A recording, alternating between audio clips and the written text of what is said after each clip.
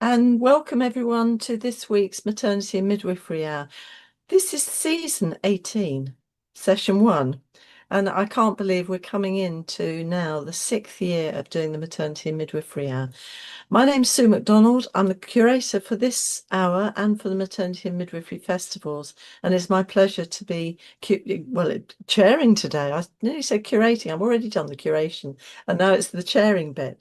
So I'm joined this evening by Dr. Suzanne Crozier, who many of you will know. And as we always do to our guests, we always ask them to share a moment of the week. And I know she's got an interesting moment to share. Suzanne, welcome. And thank you so much for coming. Thank you for that nice introduction. Thank you for asking me. Yeah, my moment of the week. I've started learning German.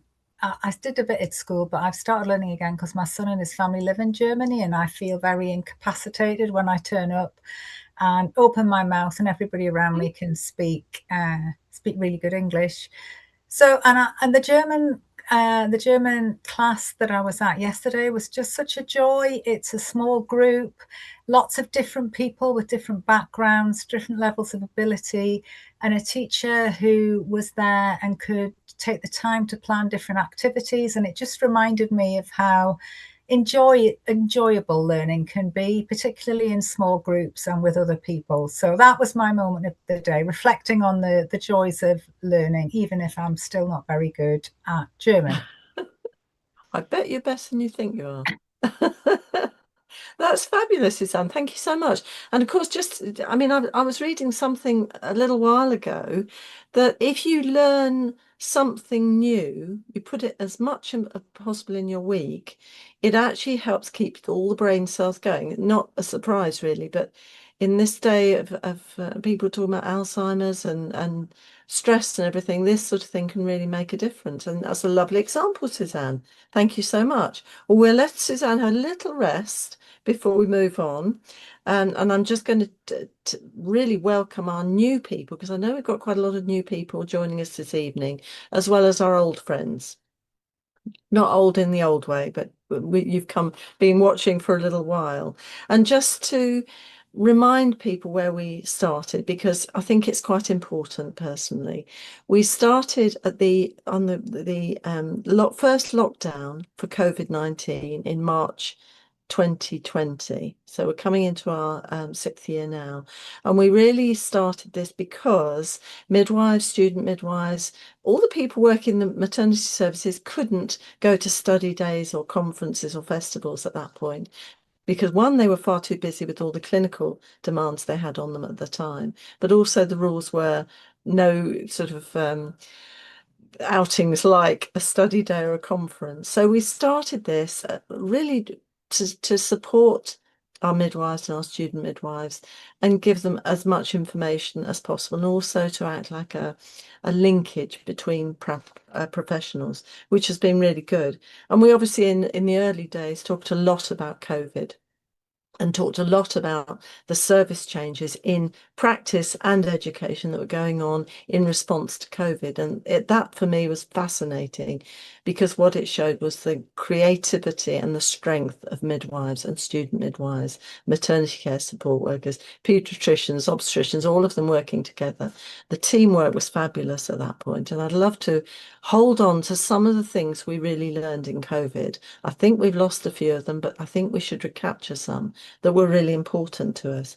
Now, the other thing I need to mention, just in case you have a power cut and a mouse eats through your internet cable or something dreadful like that, which has happened, um, everything is recorded. So if you have to leave halfway through this session, or actually what is more likely is you want to watch it all over again and share it with all your colleagues and friends, this is available through Netflix and through lots of other different platforms, and you can share, and we like you to share. And indeed, when Suzanne was talking about learning, for me, it's really important to be able to share and discuss what you're watching and what you're understanding and discuss it. Have a debate, a little argument, maybe. That's not a problem. So it's all accessible, and it's accessible because Matflix, our little friends, look after the whole back catalogue of all the festivals, all the maternity hours that we've done. So you can access lots of material from there. And if your institution is signed up, it's all free. There, it's not very much to sign up for a monthly subscription. If you use it, beware, it's addictive because once you start looking at some of the presentations, you can find a couple of hours has gone by and you've learned some new things and it's been very useful for your revalidation or for project work or assignments that you might be doing. But it is a bit addictive. So that's my health warning for this evening. And I'm going to say, look after yourselves. I'll say this at the beginning and I'll say this at the end because I know there's a bit of flu and colds around and you need to look after yourselves for the work you're doing anyway. Now, in terms of news, it was lovely to see the New Year's honours because we had some midwives. Not enough midwives were there, but we had some. One of which was Anne Remmers, who had an OBE. You'll know Anne Remmers is very much into the leadership. She talked at the Bath festival a little while ago about some of the work she was doing with maternity matters, Black maternity matters, which is fantastic. Also, Sally Ashton May, who was appointed an MBE, Hilary Alba, who was also made an MBE for services to vulnerable women in Glasgow, and Sandra Igwe, who was made an MBE. You'll know her from her as CEO of the Motherhood Group, has done a huge amount for Black mums. And Alison Morton, OBE, who's the Chief Executive of the Institute of Health Visiting for services to health visiting, and Professor Maria McGill-Gorm, OBE, Chief Nursing Officer for Northern Ireland, also awarded for services to nursing and midwifery. So that was a nice thing to start the year with. I've just popped a few things as well as the fantastic resources you have from Suzanne. There's some little extra ones, which includes a new data brief on maternal mortality, which came out last week from the National Perinatal Epidemiology Unit. And there is a link on the resources.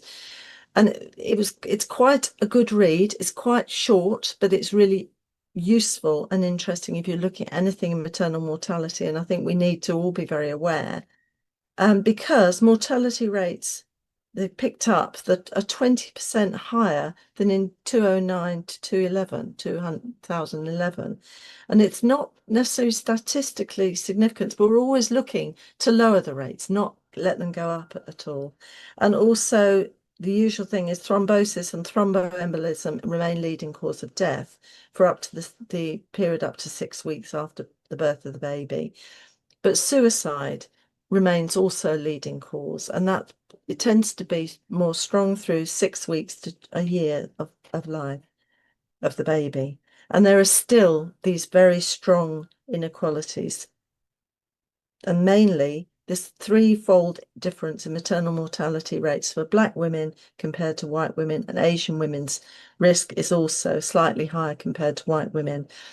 In 2019 to 2021, this was lowered. So we've kind of gone a little bit backwards, and it would be useful to kind of explore why that is. So do have a look. It's got lots of information there. And the RCM have actually commented on this to point out the issue of workload stressors, which we all know about, and the lack of investment in the maternity service, which might well have impacted on these statistics.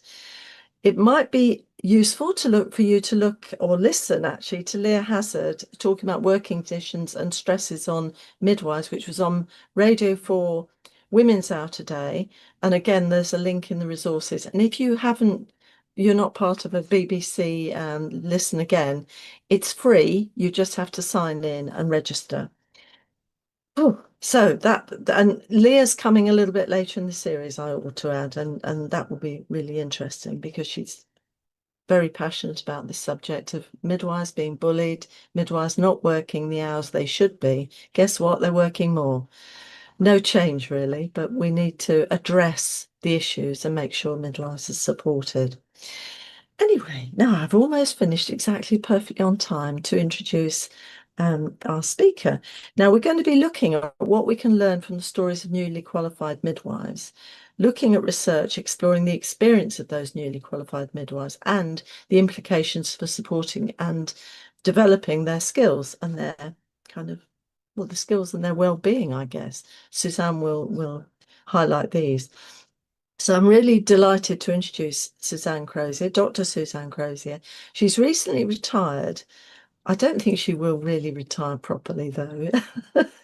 She was Associate Professor and Head of Teaching and Learning at Edinburgh Napier University, but she retains the visiting role at Napier. She's also undertaking consultancy work related to education quality assurance in England and Scotland, which she's had a lot of skills within this during her career, including a secondment with the Nursing and Midwifery Council. She's got a huge amount of experience and has also been lead midwife for education at the University of Northumbria and completed this work as her doctorate, exploring the concept of employability within midwifery. So welcome, Suzanne. Thank you so much for coming this evening. And the screen is now yours. I'm looking. Okay, thank you. Thank you. And thank you for that lovely introduction. It was really, sometimes it's nice to hear that all said back to you. So that was lovely. Thank you. So yeah, as Sue has introduced me, I'm going to be talking about becoming and being a midwife. And these slides are drawn from my doctorate study that I completed at Northumbria University. Interestingly, given Sue's reflection on where this started, I actually did the bulk of this work during COVID, so that was shaped a little bit by that as well. My first slide, my title slide there has got a picture of two knitted midwives on. That usually causes a little bit of people thinking, oh, knitted midwives, what's that about? So I put them on so I can tell you a little bit about me. Sue's given you a little bit of background to my academic career. I've been a midwife since I qualified as a midwife in 1986, I think it was. My daughter is a midwife as well. In fact, I knitted one of those midwives and my daughter crocheted the other. And we did it for the RCM conference in Harrogate a few years ago when there was a campaign to knit more midwives. There you are, Sue's got one as well. Sue knitted one. And really just to emphasize that I have had a long career in midwifery, and most of that in education and a lot of that in quality assurance. And quality assurance, thinking about what do we need to do to prepare students to become the midwives that we need them to be, that the women that we've just heard Sue describe, particularly those vulnerable groups, how do we prepare midwives to undertake that role? And over that time, I've seen the education of midwives change a lot.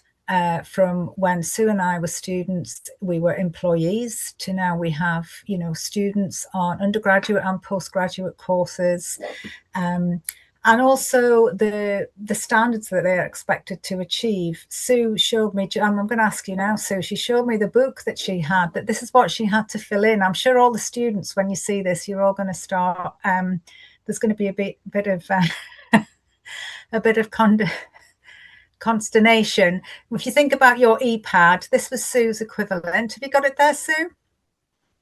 That little book, that's what she had to fill in for her when she was a student midwife. Angela, that's it. It's a little thin book, and I covered it nicely, look, like a schoolgirl. And this is, yeah, simple. Simples. Simple. So I've seen that change a lot, and during that time as well, we've also had discussions, narratives around generational differences, and that maybe the younger, newer generation are somehow different. And obviously, increasingly, there's been concern about the workforce and retaining newly qualified midwives in the workforce. So all of this was sort of informed me and my thinking and where I am. So tonight I'm going to talk about a bit about employability, because that's really the lens that I was looking at everything through, a bit about identity and what it means to be a midwife. And in fact, that a lot about identity, because that's what my study was about. I'm going to give you a brief overview of the study findings. I have talked about this before at a couple of other conferences. So I'm not going to dwell too much on that, but then I'm going to talk a bit about communities and landscapes of practice and how that might help us think about how we can better prepare and support students and newly qualified midwives, and what it means to be a midwife, how midwives develop their identity, and then hopefully we'll have time for some questions at the end. So that's what I'm going to talk about. Hopefully, if I don't go down a little rabbit hole, I'll try not to. So let's start off with the employability debate then. So there are lots of definitions of employability. You can get yourself down a little rabbit hole if you were to do a literature search or a Google search about that. On the reference list, there is a literature search that was done a few years ago that if you're interested, you might want to read it about. And employability is really important to the government. It's important to higher education broadly. And obviously, it's also important to the regulators, to the Nursing and Midwifery Council, the Health and Care Professionals Council, the General Medical Council, because they want their professionals to exit their education programmes being employable, and suitable for the work that they've been prepared for. And when I was lead midwife for education at Northumbria University, I was never really tasked to think too much about employability, because nurses and midwives all got jobs at that point in time. I know that's not the case now, but 4 or 5 years ago, well, probably more than that, 5 to 10 years ago, everybody got a job. So the employment figures were really good. And so nobody said, oh, you need to do more about employability for your program. Whereas my colleagues in sociology and psychology were having to write plans about employability and how they're going to make sure their students get jobs. And you think as well, I used to think anyway, well, these are vocational courses. If these aren't preparing students for the workplace, then what on earth, what are we doing? And then I had an aha moment, because I was sat at a university meeting and we'd introduced a career readiness survey. Some of you who are students or who've been students recently, and those of you who are in education will maybe be familiar with it. It's a very short, simple survey. And I thought, well, I don't know why we're asking this of our student nurses and midwives. Clearly they're career ready, because we've put them through this very explicit course with these huge books of everything they've got to do, and half their course is on placement in the area where they're going to be seeking work. And actually the career readiness data was a little bit better for the student nurses and midwives, but not that much better. And I just thought, this is really interesting. There's something going on here. So that really made me think a bit more about what is meant by employability and what that might mean for programs such as nursing and midwifery.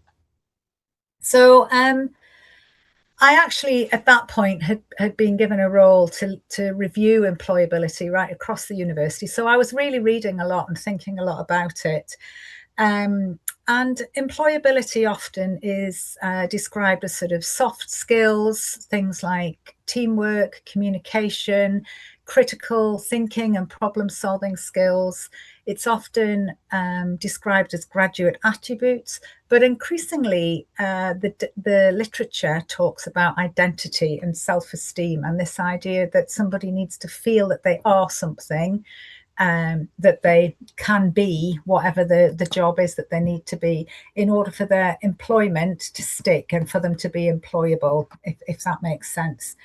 And that led me to the work of Holmes, who identified employability in 3 particular ways. He talked about employability is often defined as a set of skills, so things that you can do. And obviously for midwifery, we've got a big set of skills that everybody has to be able to do.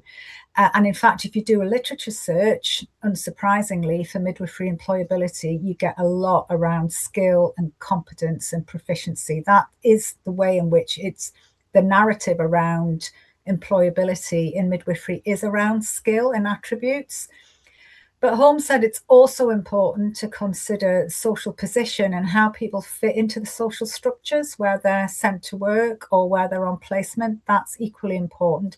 But even more important, he argues, is around how they then develop an identity. The process of identity development is ultimately what he feels represents employability. So I thought, well, this is all really interesting, and it does reflect it's not about nursing or midwifery or any health program. It actually comes from business. But I thought that gives a different lens to look at employability. And so I'm going to have a bit more of a think about this. So when I did the literature review, there is, as I said, there's a great deal written about proficiencies and skills and attributes that midwives need and things that they do and don't have, which again, sometimes you read all of this and you think, could we be a bit more positive about our future generations and the things that they are bringing? Because often you would find articles where the research suggests that there is a skill deficit that seems to come across, and that's well, I'll explain a bit further about why I maybe don't think that's so positive as we move through. But there's very little written about midwifery identity as such. A general definition of identity that I've got there is about, describing how an individual, who they think they are and how they construct and make sense of themselves. Their identities are constituted, can't speak German, can't speak English, from the cultural and political discourse that surrounds them. And that's really important when we think about the cultural and political discourse that surrounds student and newly qualified midwives and experienced midwives who've been around a long time. Midwives, I don't know if there's maybe many, hopefully there's lots of other experienced midwives. I sometimes look back on my career and I do think, oh, crikey, look at everything that isn't how it should be. And I've been doing this all this time. And is there anything different I could have done to and it impacts everybody, doesn't it? Right through from the student who's applying to the people right at the end of their career. That discourse impacts on your professional identity. But we know as well that professional identity, having a strong professional identity, is linked to good self-esteem and confidence and can be linked to positive outcomes as well. So that's what we know about midwifery identity. So what did I do? Well, I did a narrative inquiry, and I chose narrative inquiry because narrative inquiry is about storytelling and listening to stories. And stories are very much about identity. I'm telling you all a story now, and in that I'm creating an image of who I am, starting with a knitted midwife, I guess, and that lovely introduction that Sue gave me. And you're listening to that story and creating your own version of that as you listen. So it very much fits into notions of identity. And also storytelling is very much a part of how midwives learn and how they learn from each other, listening to the stories that are told. So I thought it fitted really well. I asked participants to share stories with me about how they became a midwife. So I did interviews during the COVID pandemic. They were all online. I had 5 midwives, so it's quite a small sample, but in narrative inquiry, that's not so much of an issue. We're not trying to prove or demonstrate anything. We're purely looking to create stories to generate ideas and discussion and contribute in some way to midwifery knowledge. And I analysed those stories, and I identified 5 stages, 5 temporal stages that seemed to be common across. And in fact, they were very similar, when using the stories as an analogy, very similar to the hero's journey or the quest journey that some of you might be familiar with. If you think about films like Star Wars, for example, this idea that there's a hero who has a challenge to face and various obstacles on the way, and then they get there and they've achieved what they set out to achieve. And I analysed and restoried those stories to preserve the voice of the participants. So I don't have any quotes to share with you because that's not how narrative inquiry works. But I re all of the participants' voice is all embedded in the context of their story, and to lift it out maybe doesn't help it to make sense. So I don't have any quotes to share, but I did identify some plot elements which I can talk a little bit. So things that occurred commonly across the different stories. So the 5 stages of the journey were starting out, the student journey, choosing where to work, working as a midwife, and being a midwife. And I'm going to talk a bit more about the 3 stages in bold. I'll just give a brief summary of the other 2, though, so that you don't feel that I've suggested something and then left it hanging in the air. When I asked people to tell me about how they became a midwife, they started off really often a long time before they actually thought about applying to becoming a midwife. They started talking about their identity as a woman, the way they identified with other women and wanting to help women and make things better for women. So the values and that identity was really strong even before they got to their UCAS form or thinking about what they might say at an interview. And that was all of the people that I interviewed. And I think it'd be really interesting to, widen the sample group. It was a very homogenous group. They were all white women from the northeast of England. It would be interesting to find a wider group and see if that was the same story there. And the choosing where to work was also interesting. I wasn't expecting that, but 4 of the 5 participants spent a long time telling me about how they decided about where they were going to work. Now, I know currently not students maybe don't feel they have a choice. They just feel lucky if they can get a job. That wasn't the case 5 years ago when I did these interviews, and students could choose. They often had multiple offers of jobs, and that gave them another set of decisions to make around their career. But it also allowed them, interestingly for me, to talk about how their identity either matched or didn't match with where they were choosing to go and work. So that was interesting as well. So let's, I've gone the wrong way. Sorry, let's go the right way. Going backwards in my journey. So the student journey. So the 3 plot elements I wanted to maybe think about tonight were being prepared, fitting in, and companions. So thinking about maybe those graduate attributes and graduate skills, it was evident that the only skill that was described to me in any detail by the participants was the skill of time management and organisation. Nobody said, oh, it was really difficult learning how to do an abdominal palpation, or I never managed how to run an IV line through.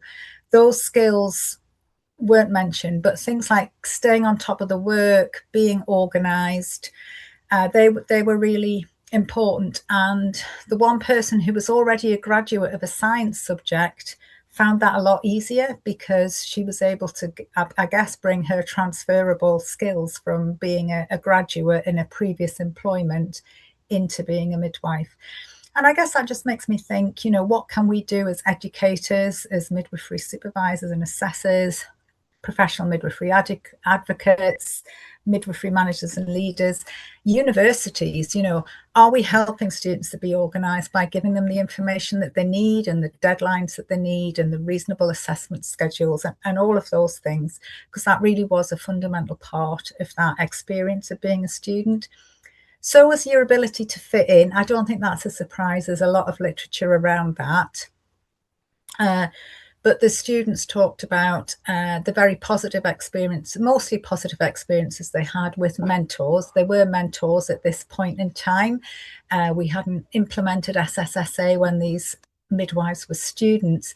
But I think the word mentor is interesting because when you look at story analogies, one of the characters in that classic story, going back to Star Wars again, is this idea of a mentor or somebody to help steer you through your journey. So I think in a way it's quite nice that I was still able to use the word mentor in my thesis.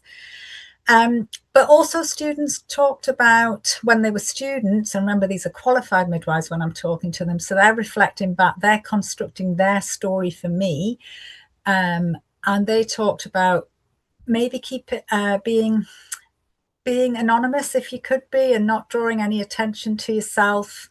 Maybe better if people didn't actually know who you were. And so that was interesting as well. And maybe at the end, if there's some students involved, we might get some questions around that. It wasn't the universal experience, but there was that did come across. And finally, and importantly, companions, the friendships that are made while students or students carry on into their early employment experience and offer a really good level of support, and the good mentors and other midwives and professionals who help the students as well were also really important in that student journey. Working as a midwife, there's been a lot written about newly qualified midwives. There is a lot of literature and research around there about that transition from student to newly qualified midwife and the challenges. And in fact, a lot of that focuses on the social aspects and the challenge of fitting into the culture. So I didn't necessarily want to replicate all of that. But what I saw in the stories that I was creating from the data that I had from the midwives was that there was it was important that there was a welcome of some sort, that initiation for the people who chose to stay where they had been students. That came across really strongly. People were like, oh, you know, you've got your uniform on now, that's great, you're one of us.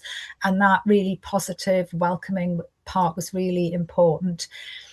Very much that you don't really learn how to be a midwife until you're being a midwife. And that's will lead me on in a couple of slides to communities of practice, that actually it doesn't matter. I don't, after all my year, I think we need to educate midwives, absolutely. And I wouldn't like to go back to a training model, because I think education is so important, because education develops understanding and awareness beyond the task that you're having to do. And I think that's really important. But I know that where students really learn is when they're in practice, and they really learn how to be a midwife once they're qualified. So that working and learning. Now, you probably spotted the word ordeal. And when I've spoken about this at conferences before, I've made a bit more of a discussion around this. But what I will say, it wasn't something I was expecting, but what in the stories that I was told, and remember I asked them, how have you become a midwife? How have you got to where you are now? They all had a key thing that had happened. Now, 3 or 4 of them were quite, you know, they were obstetric emergencies or near misses or other, you know, difficult, challenging situations. And I have to be aware, as somebody who knew them previously as students, maybe they volunteered to be interviewed because they wanted to tell me about it. And that might be why it featured in the story. You know, maybe newly qualified midwives need to have somebody to talk to about these things that have happened. And bear in mind, this was during COVID as well. So some of the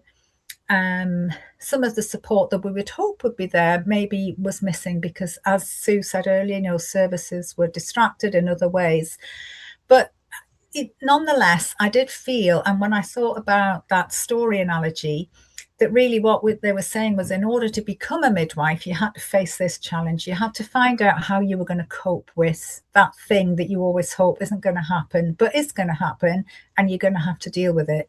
And what was evident in the stories, again, a small sample, and I'm not suggesting there's causation here at all, but in the positive stories, the other midwives and in particular the midwifery manager had a very key role in steering the newly qualified midwives through that situation so that they were out the other end. And I said I wasn't going to give you any quotes, but I'm going to now, because I think it's a really nice one. One of the newly qualified midwives actually said that she feels now she can make an informed choice about being a midwife because she really understands what it's about. So that's why I put the ordeal in there, not because it's an awful thing and to for the students listening thinking, I mean, you probably already know these things happen and you're going to have to deal with it, but how pivotal it was in the identity formation of these midwives. And finally, participation, the way in which they were able to participate in the work of the unit and actually feel as if they're developing the skills as part of the team. So ultimately, what did it mean to be a midwife? How did they come around to being a midwife? In my analysis of the stories, a lot of it was around accepting that things aren't going to be quite how they hoped they would be, and the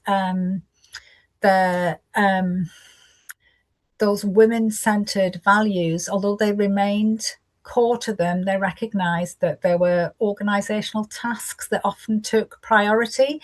So instead of spending 2 hours helping somebody with skin to skin, they were being pressurized to empty, get the room cleared and get the next person in. The band Seven's got a lot of mention, in there. And again, I think it would be really interesting to find out more about, speaking to band sevens and their version of that story, because they're no doubt under huge pressure as well to keep the whole system moving along, keep it trucking along. So there was that sort of assimilation of values between the value of the value to the organization of keeping the process going, whilst also trying to fit in your own professional values that brought you into midwifery to begin with. Role models were important as well, again, about who you want to be, who you want to be like, and also who you don't want to be like. That came out as well. But ultimately, and 4 of the midwives I spoke to were still working as midwives when we completed the data collection. They were really happy to be working as midwives and staying with women. One of the midwives had left. She was still a midwife, but she was working in a charity. And interestingly, she said she felt more like a midwife there than she ever did in the NHS.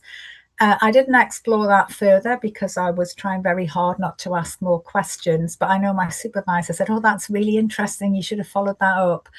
I'd like to think, on reflection, that maybe it's because she had a bit more autonomy. She maybe didn't have as many people concerned with what she was doing and when she was doing it, but she felt very much like a different sort of midwife. I'm just keeping an eye on the time. So that led me a bit onto communities of practice. Some of you, I'm sure, will have heard of communities of practice. Other people maybe not. It is a bit last century, but I'm a bit last century as well, so I'm not so worried about that. Communities of practice were sort of developed by Wenger and Larve, who talked about how people learn from each other in community. You can't create a community of practice. They emerge spontaneously from places where people are working together and learning together all the time. It's very much about learning as a social process, interactions with other people, learning what to do. And in midwifery, particularly thinking about how midwives share that tacit knowledge, that those things that are difficult to articulate, difficult to write down, difficult to research, but are so important to the process of being a midwife.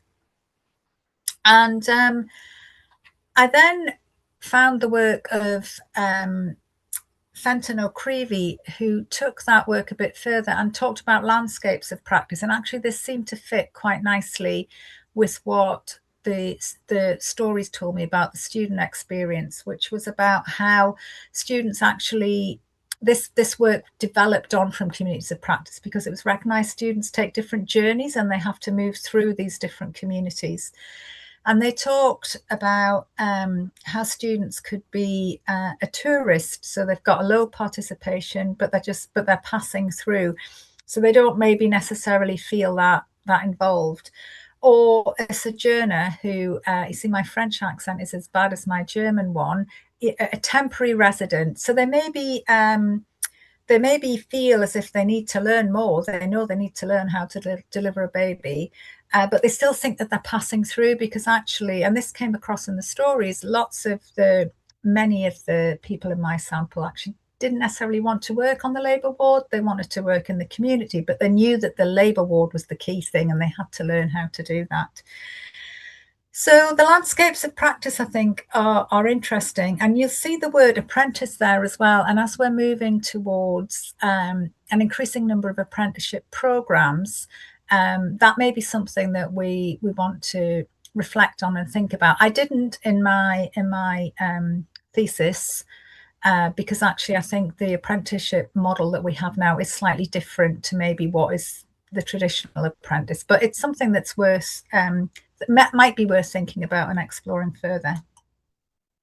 And so I applied this to my data and my stories and this idea of the tourist, the temporary resident and the newcomer, and how that can impact on identity. And really what I was trying to think about is what can we do to better engage students in the communities of practice as they're moving through, so that they feel that they can learn more, or indeed can they? Is it appropriate to do that? Is something that we could think about in a bit more detail. I'm aware of time, so I'm just going to pull it all together, as they say. So what did I learn? I learned that when newly qualified midwives talk about becoming midwife, they very rarely mention any of the skills or anything, any of the proficiencies or anything like that. What they talk about is the people, the position, so their social relationships. They talk about their values, why it was important to become a midwife. And in the process of that identity development, what was clearly key was a crisis or an ordeal of some sort, which really pushed them to think, am I now a midwife? Can I do this? And things to think about, to discuss, is have we gone a bit too far in our focus on skills and attributes? I know when I was leading that work on employability, I used to talk to a lot of employers, not NHS employers, factories, businesses, IT companies, and they would say, what you're teaching the students now, by the time they've graduated, it's going to be out of date. We can teach them what they need to know in 3 months. And that always sticks in my head, actually. I don't think you can learn to be a midwife in 3 months, by the way. But I just wonder if we've maybe got a bit too far down the line of these long, long lists. And then when the students qualify, we ask many preceptorship programs sort of recreate. And I think what that could do, again, you feel free to disagree with me, is actually undermines confidence and self-esteem, because the students say, oh, I've just done all of that, I've got to do it again. They don't think I can do it. And so I just feel, I think there's a debate to be had there. NHS values-based retention rather than recruitment. So what can the NHS do? In all of its documents, the values are really clear and they do align really nicely with women-centred care, but the reality in the task orientation is that isn't always there. So is there more that could be done? Thinking about compliance or conformity and the way that midwives have to either comply, which is when they go along with things but their values don't really change, or whether they're going to just conform and adopt the values that they see. And how important it is to invest in relationships, particularly to improve outcomes. There is a lot of work now on non-technical skills and how those sort of same soft graduate attributes around communication and problem solving are as important as technical skills in healthcare environments to improve outcomes. So what can we do in the future, really? And so finally, to sum up, and I think I have been slightly more than 30 minutes, sorry, Sue. Professional and organisational identity is built from the learning which takes place within the social structures of practice. So that was my sort of final conclusion, that it's a very complex thing, but that identity is really important.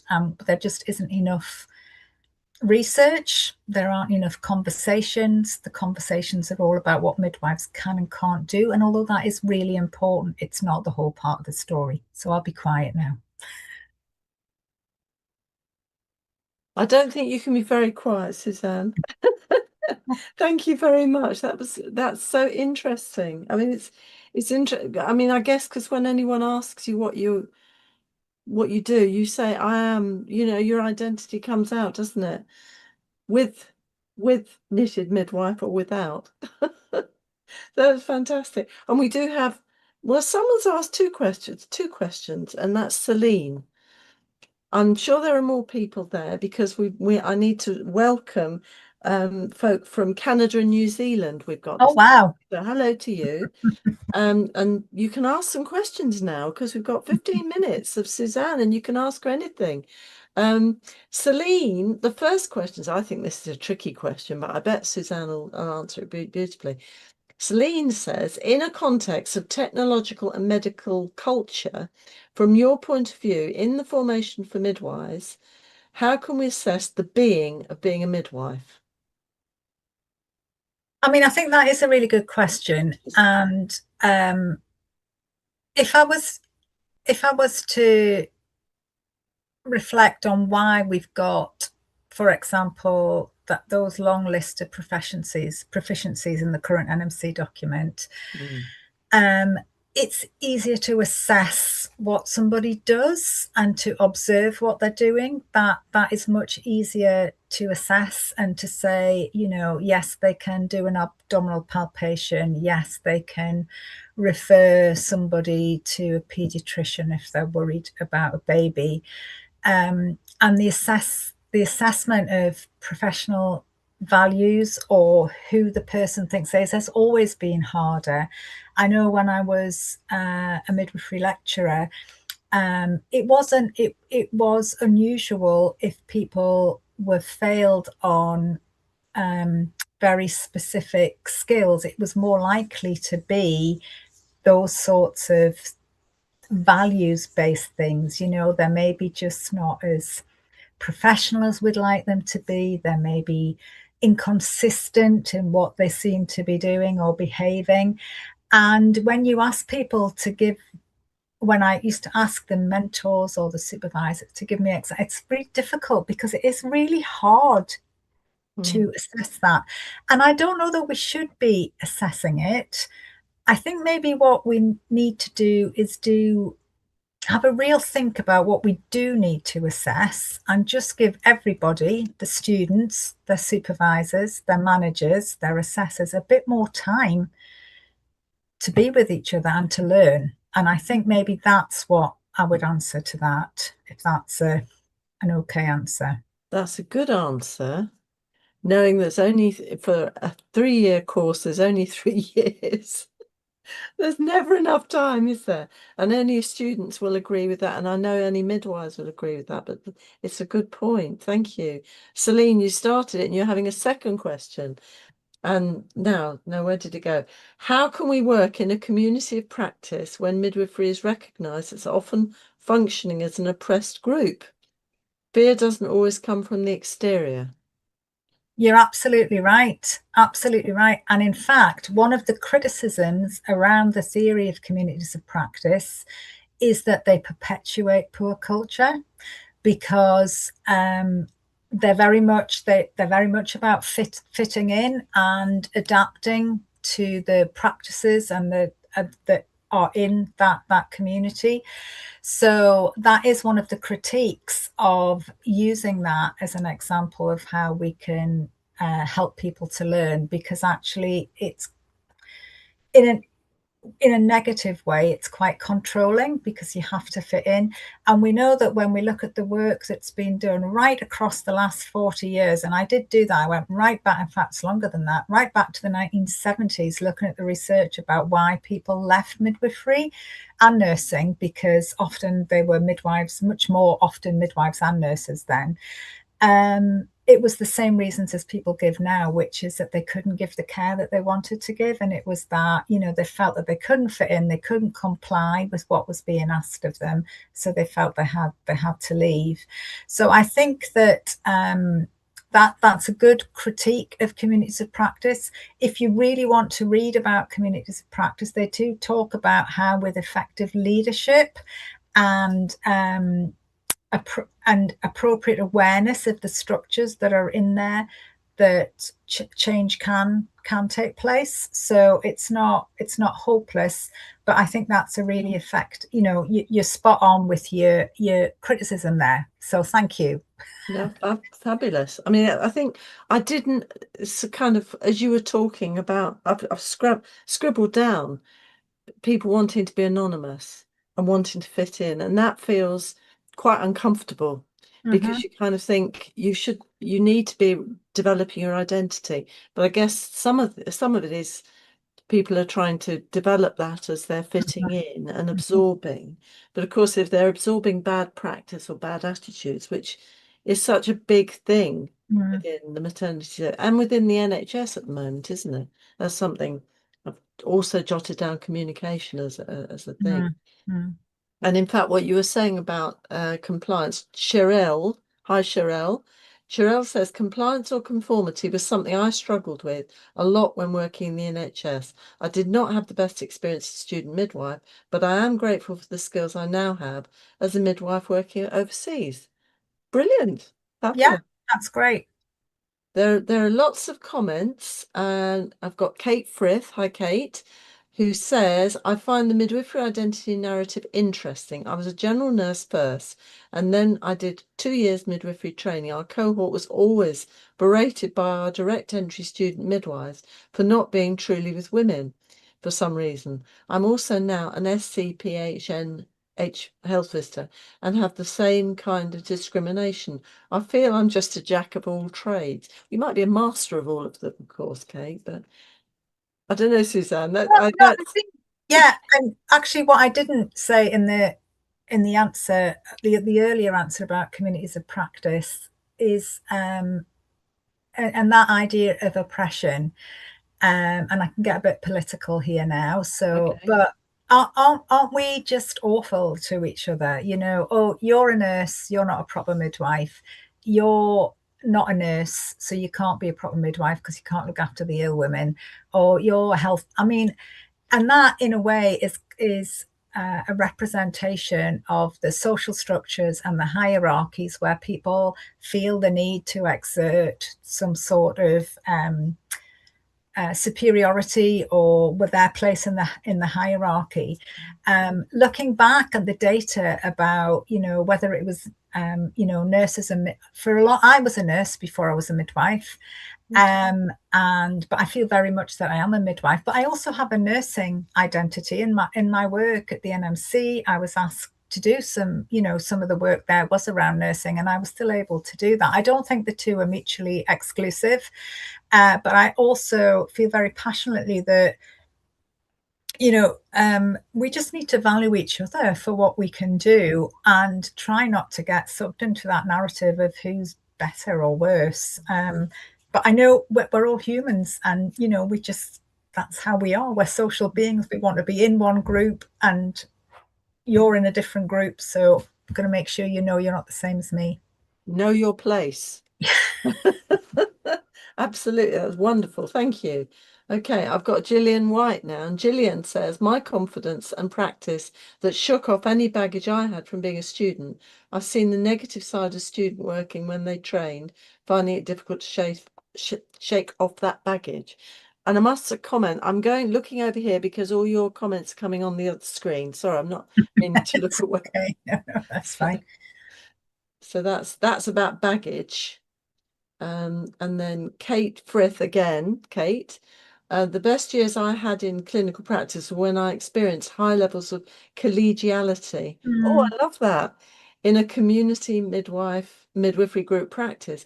Our director of midwifery was amazing too. I feel sad for the lack of continuity at the moment. I think absolutely. mm, mm, mm. I don't know, Suzanne, if you want to comment on that. Yeah, I mean, I think uh, one of the yeah, what I was going to say was that one of the participants in the study worked somewhere where everybody was put in the community as a newly qualified midwife. Oh, wow. Yes, now I know because at the time I was writing that, we were getting the recommendations from Ockenden that shouldn't Yeah. happen. but the story that that person had was very much of it building their confidence. And again, I'm not going to give you a quote, but I'm going to summarize. She talked about how it was a bit scary at first because she had nobody else to talk to. But then she very quickly learned to be self-reliant, all of those things, self-reliant. She was able to practice how she wanted to, and they were well supported to do that because they knew she was a newly qualified midwife. And a lot of in a lot of the stories, the midwives did talk about wanting to work in the community. There's sort of maybe the image that that's the place where you can most be the midwife that you want to be. But then also, really value that labour ward and that being with women during that time of birth is also very, very important. And in fact, all of them had ended up working in the labour ward, and that's where the staffing is directed now, isn't it? Is into hospital rather than the community. I don't know if that wasn't a question; it was a comment, wasn't it? I was No, but just I think reflecting back on it. yeah, that's fine because that's very real. That is very real, isn't it? And it's interesting the way that other people look at maternity and midwifery and think this is what should be done, whereas us as midwives, we kind of know the pitfalls of all things. So if you go and sending newly qualified midwives in the community, you need to make sure they're in a team and they have got that support. And if they're going in the hospital, not getting stuck in the postnatal ward for 3 years, having some sort of learning experience as a newly qualified. So thank you. Oh, got one more from Jenny Hall. Hi, Jenny. And Jenny says, when I was a student back in the day, everything was task orientated. The lowest, the student would do a round of urine testing. Then we moved to students learning to have caseloads to care holistically for women in ward areas. Now it seems we've gone back to task-orientated care again. The MCAs do a lot of tasks and the students are having tick boxes. That's weird, isn't it? Don't know if you wanted to make any comments. Well, no, I think it's just the sheer volume of I mean, just from a workload. This is my, I do feel quite passionately about that. And I know the EPAD or the EMORA, England or Scotland, it's a lot of it is online now. Even online, it's a fearsome document. In paper, it's this thick. And it takes such a lot of time. Yeah, all I've done for the last 30 years is think about educating midwives and nurses and other health professionals, writing courses, writing outcomes, assessing other institutions against them. And I just feel it's so complex and it takes up so much time. I really feel it's time now to have a serious conversation about what it is that we like. The very first question, what is it we actually need to assess and what can we give a bit more time to so that people can breathe, they can take time to build relationships and don't have to worry about, right, which page, where do you want me to where do you want me to sign now? I can't log on here, I'll have to do it at home. Midwives are busy enough without having to log on to PebblePad when they get home. So we need to move forward. We need to move into a digital age, but and I'm not saying we shouldn't have digital tools at all, but can we simplify would be my that would be very nice. That would be very good. Okay, we've only got 2 more comments now because this is the hour that goes the fastest in the week. We have Cheryl G, working as a community midwife, was my lifeline when leaving the Corps. It allowed me to keep my midwifery passion alive. Oh, that's wonderful. Thank you, Cheryl G. That's wonderful. And then Neka Nadefo. I hope I pronounced that correctly, Neka. My heart goes out to international students facing language and cultural challenges along work-based biases from other midwives. That's absolutely so as well. We haven't really discussed that aspect. No. And I think that, it was a very homogenous sample and it would be really important. I think it would be really important to get stories from midwives from other backgrounds, other demographic groups, really important to add to those stories. Yeah, because and I think I think your description of the narratives is lovely because midwife we do as midwives. We love stories because things come alive for us. So thank you so much for sharing the stories and your research, which has been fascinating. Now, I'm sure if I said anything to the audience, they'd all say, bring Suzanne back, and we're going to because she's got more to say and lots to say on lots of different aspects. So thank you so much, Suzanne. I'm going to say, I know this hour goes so quickly every week. I always say this, I always forget. I get to this point and think, crikey, where's it all gone? It has gone. So thanks to Suzanne. Also, thank you to Angelo, who's in the background, making sure this all nicely taped so that it will be available to you over the next few days and at 6 o'clock in the morning on Friday for those of you who like a podcast. And I know that's very popular with people. So that's going running smoothly. And thank you to Paul for sending all of these through, all these comments and questions through to me so quickly. Um, they're all going to be available. Okay. And next week, we're welcoming Lisa Allen and Maureen McDowell, who'll be talking about what matters and how women are helping shape maternity services for women who are neurodiverse. So this is very current. And remember also, I need to remind you that our Midwifery Festival is in London on the 11th of February, and there are still a few places. So if you want to come along, do come along. You can come face to face because we love that. We were talking about this actually before we came online. We love the online, doing this online thing, but it is lovely also meeting face to face and talking midwifery and being very midwifey. So that's fantastic. So thank you so much to everyone. First, Suzanne, and then to all of you who've attended this evening. And thank you to those who've made lovely comments and given some good questions to get the discussion going. Thank you so much. And we'll see you same time, same place next week. Take care.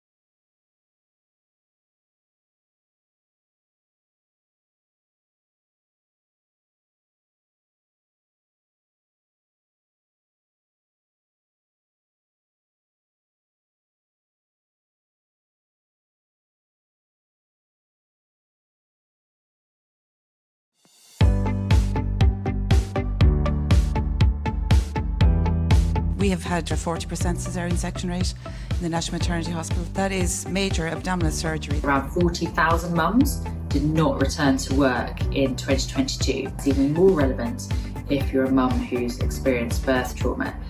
We spend more money on litigation than we currently spend on the maternity services. It's bonkers. That it's in all of our interests, and particularly the government, to improve maternity services. We can't achieve our mission unless we bring parents and professionals together. A revolution needs to happen. We need to start working together. I know it's a hard time, but for goodness sake, it's the best profession in the world. Be proud to be midwives, be proud of the job that we do, and continue to celebrate our successes.